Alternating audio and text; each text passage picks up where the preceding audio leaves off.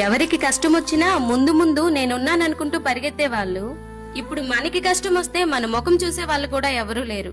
అయినా మీకు అలాగే అవ్వాలిలేండి. ఓకే 8,000 ఉన్నాయి పావని, ఇంకో 2,000 చూసి ఏదో విధంగా రైడ్కి చేయాలి, లేకపోతే ఆ టార్చర్ మరీ ఎక్కువైపోయింది నాకు. అసలు ఈ అప్పులన్నీ ఎప్పటికి తీరుతాయండి? నాకేం అర్థం కావడం లేదు. నాకు ఓపుకున్నంత వరకు కష్టపడుతూనే ఉన్నా కదా పావని. అయినా ఇంకా 2 సంవత్సరాలు అయితే మన బుజ్జి చదువు పూర్తయిపోద్ది.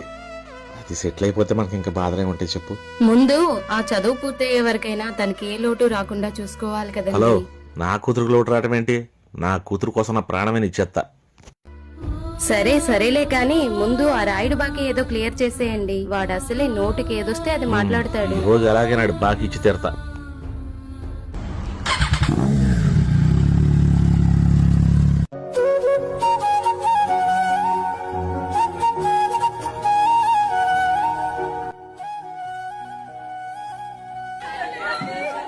ఇప్పుడు మనకి 1 వీక్ హాలిడేస్ ఉన్నాయి కదా, ఎక్కడికి వెళ్దాం చెప్పండి, ప్లాన్ నా చేసుకుందాం. ఆప్షన్ అయితే కొడైకెనాల్ అయితే బాగుంటుంది. కేరళ బాగుంటుంది, కేరళకి వెళ్దాం. వీళ్ళకి నేను ఏం చెప్పాలి? నువ్వు ఈసారైనా వస్తున్నావా లేదా?